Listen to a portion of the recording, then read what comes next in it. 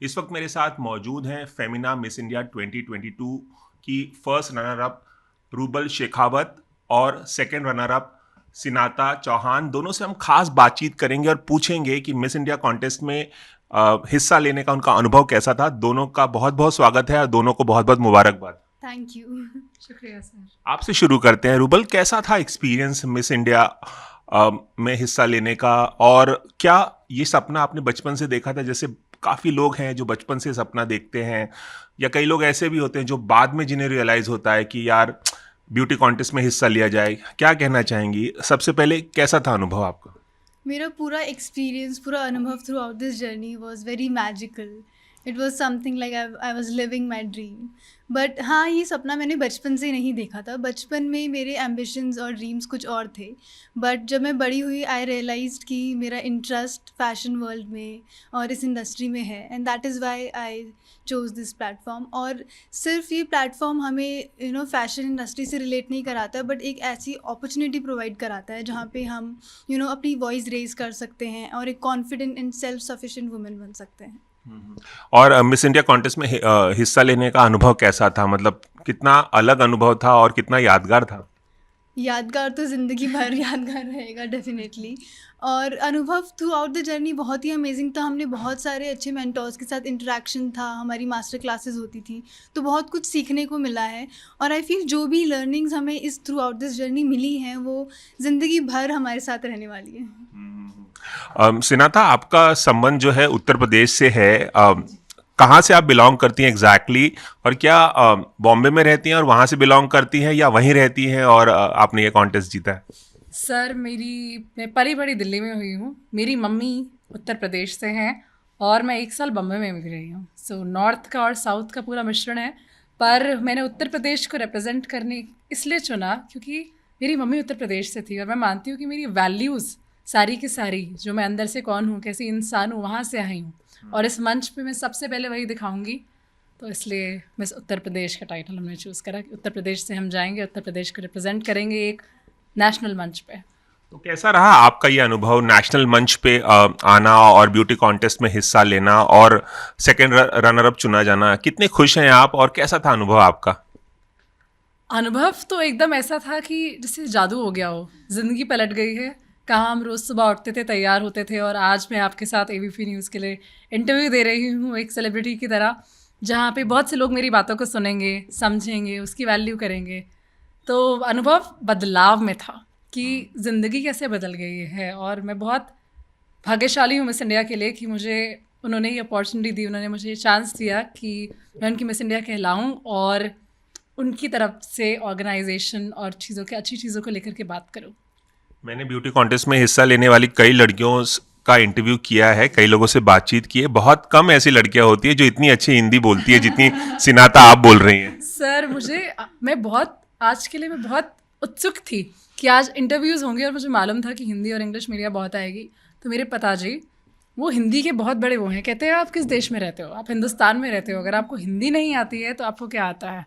मतलब पहले कहाँ से शुरुआत हुई थी गिनती, 1 2 3 4, हमें 1 to 100 पूरा आता है, बट हम 30 के बाद हिंदी की गिनती में कभी भी अटक जाते हैं।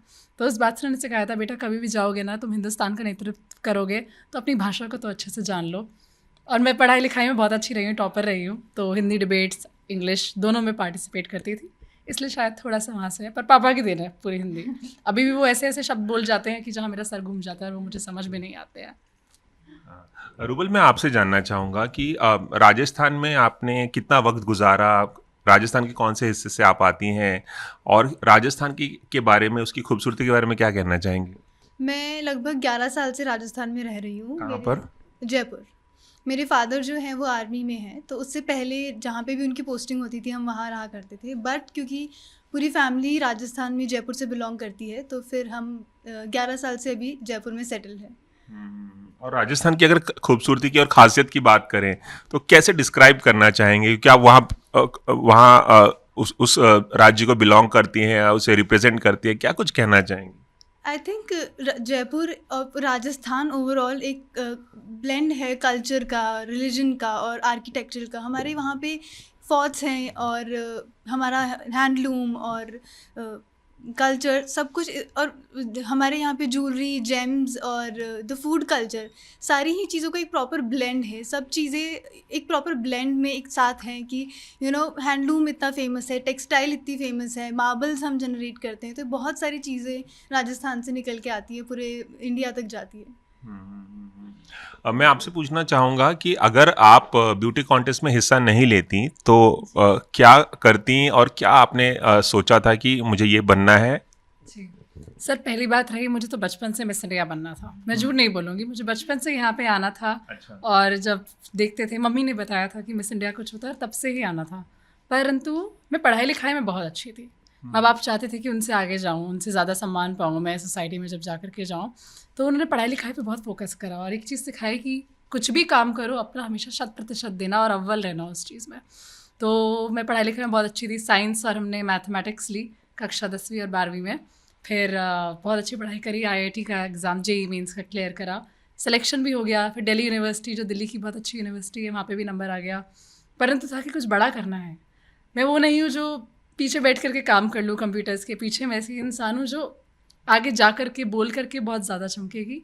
यहीं आना था। तो शायद अगर मैं यहाँ नहीं होती तो पढ़ाई लिखाई के किसी क्षेत्र में होती, परंतु वहाँ पे भी मैं आगे जा कर के कुछ लीडरशिप रोल, कुछ उच्च पद पे काम कर रही होती।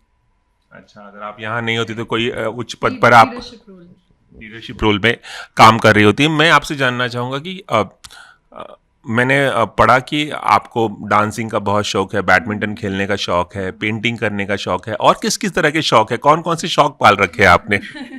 मुझे हॉर्स राइडिंग करना भी बहुत अच्छा लगता है, और क्योंकि मैं NCC में थी तो हाँ, हमने राइफल शूटिंग सीखी है, तो मुझे उसका भी काफ़ी शौक है।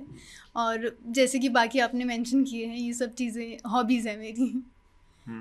सबसे ज़्यादा पसंद कौन सी हॉबी है? जो आपने हॉबीज़ गिनाई हैं उनमें सबसे ज़्यादा कौन सी पसंद है? आई थिंक मुझे सबसे ज़्यादा हॉर्स राइडिंग पसंद है, क्योंकि वहाँ पे आप सिर्फ खुद के साथ ही परफॉर्म नहीं कर रहे हो। एक एक्टिविटी है जहाँ पे you can connect with the other species of this world.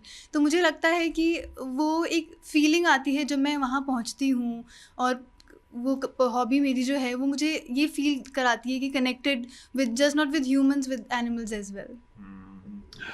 सिनाता, जब भी ब्यूटी कॉन्टेस्ट में लोग हिस्सा लेते हैं और जीतते हैं तो उनका अगला पड़ाव जो होता है फिल्म होता है, बॉलीवुड होता है। ऐसी कोई ख्वाहिश आप दोनों ने पाल रखी? सर, ख्वाहिश और एक अंदर से आप जो हो उस चीज़ का है। मुझे बचपन से कला का बहुत शौक रहा है, और कला का एक ही बॉलीवुड एक शब्द नहीं है। कला अभिनेता, अभिनेत्री, हमारा काम वो है, डायरेक्शन है। कला नृत्य में है, कला संगीत में है। तो मुझे पूरा कला का बहुत शौक है। क्रिएटिविटी एक ऐसी जगह है जहाँ मैं अपने आप को सेटिस्फाइड समझती हूँ। वहाँ समझती हूँ कि वहाँ भगवान ने मुझे इस चीज़ के लिए भेजा है, पर्पस भी दिया है, और वो मेरा टारगेट है, वो मेरी सोल का। तो अगर कभी मौका मिला तो पता नहीं, परंतु अभी मैं यहाँ पे हूँ। मुझे अभी बोलचाल और कम्युनिकेशन की फील्ड में बहुत काम करना है। कम्युनिकेशन की फील्ड में? Communication, yes. और अगर बॉलीवुड पे उतना ध्यान नहीं है आपका? बॉलीवुड पे कोई ध्यान, ऐसे कुछ बॉलीवुड एक टर्म नहीं है। मैं इसको हिंदी फिल्म इंडस्ट्री बोलती हूँ। साउथ फिल्म इंडस्ट्री है हमारे पास, बहुत सारी रीजनल है, और आजकल इंटरनेट के ज़माने में वेब सीरीज़ भी बहुत चाल चलन हो गया है। तो मुझे एज अ इंसान, अलग अलग इंसान की ज़िंदगी जीना, इमोशंस को व्यक्त करना स्क्रीन पे बहुत पसंद है, क्योंकि हमेशा से बहुत ही लग रहा है आप हीरोइन ही बनोगी। आपकी बातों से लग रहा है। अच्छा आपने बोल दिया, बस आपके शब्द पे घी शक्कर, मुंह में घी शक्कर बैठ जाए। रूबल ने अपनी जो हॉबीज़ हैं वो बताई। आपकी क्या क्या हॉबीज़ हैं? हॉबीज़, मेरी हॉबीज़, मुझे बहुत सारी चीज़ें करना पसंद है। मतलब मैं ज़िंदगी जीती शायद एंजॉय करने के लिए हो। मुझे डांस करने का बहुत शौक है। शायद अगर फ्री टाइम में मुझे घूमने का बहुत शौक है, ट्रैवलिंग करने का। और सबसे ज़्यादा ज़िंदगी में जो मुझे शौक है वो है सीखने का।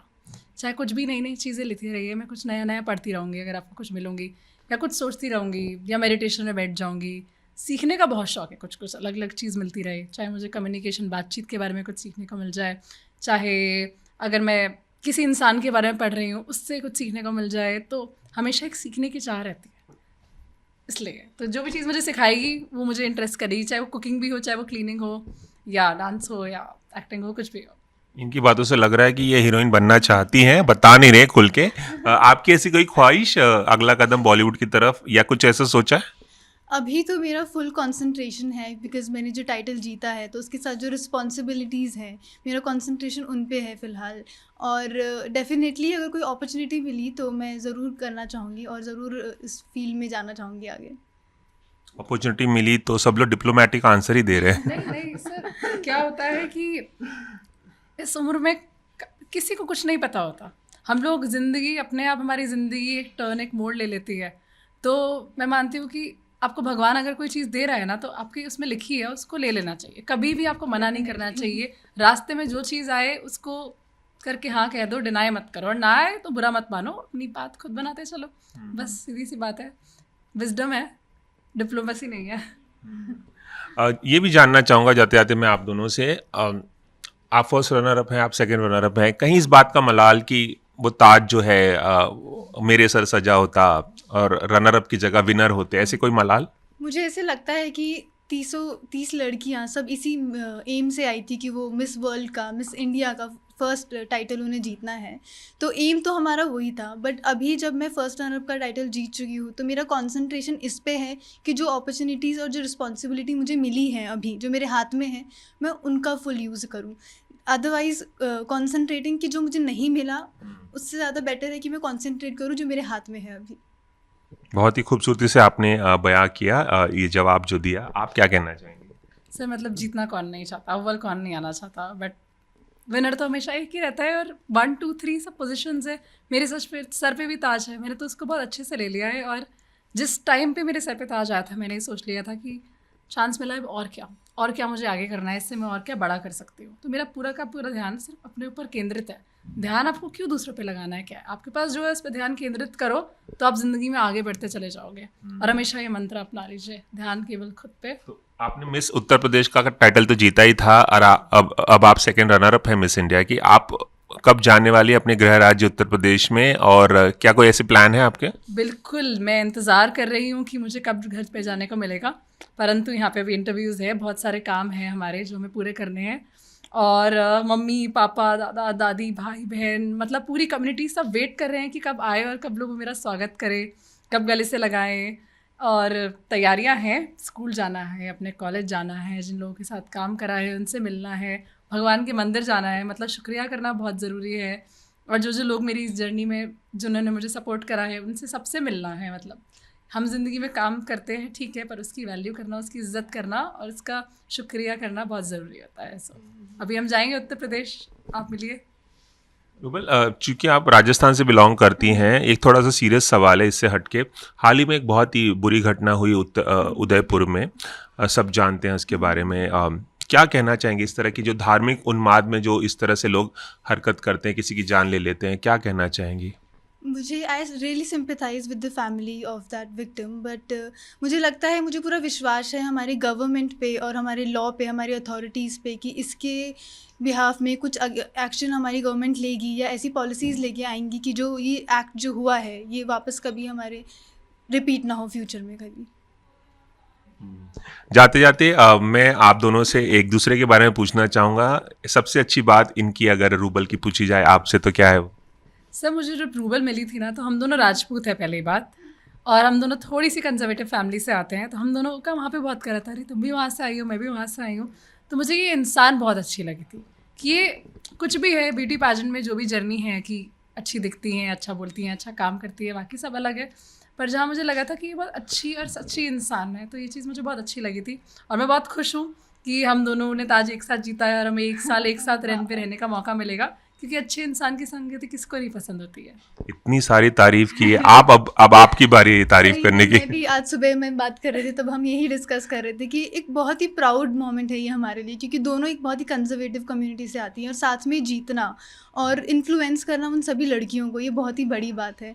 और जहाँ तक रही शनाता की पर्सनैलिटी, हमेशा से she is a girl, you know, जहाँ जिस भी रूम में एंटर होएगी she is always with a smile, और वहाँ सब लोगों को भी खुश कर देती है। तो ये क्वालिटी इसकी सबसे अच्छी है।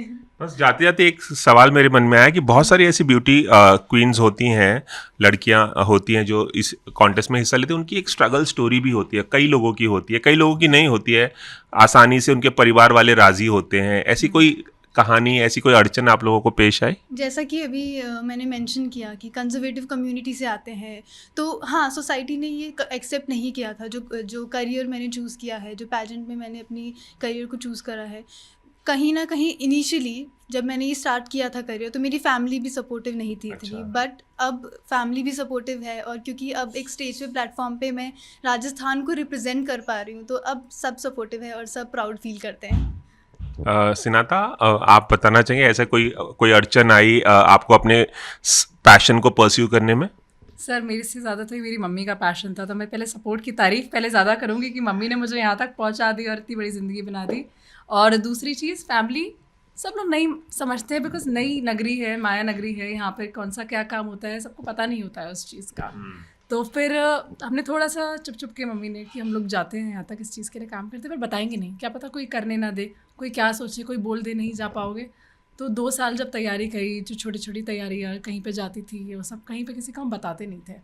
तो वो सब चीज़ रहती थी हमारी कि नहीं बताते। पर जब जीत गई तो सबको बताया, तो तब सब ने बहुत सपोर्ट करा, सब बहुत खुश हुए। चलिए, रूबल शेखावत और सिनाता चौहान, आप दोनों का बहुत बहुत शुक्रिया, और आपको और सफलताएं मिले लाइफ में, और जो भी आप कुछ करना चाहती हैं उसमें सफल रहे, कामयाब रहे, यही हमारी शुभकामनाएं आप दोनों को। Thank you so much. शुक्रिया सर। कैमरामैन रवि पांचाल के साथ रवि जैन, एबीपी न्यूज़, मुंबई।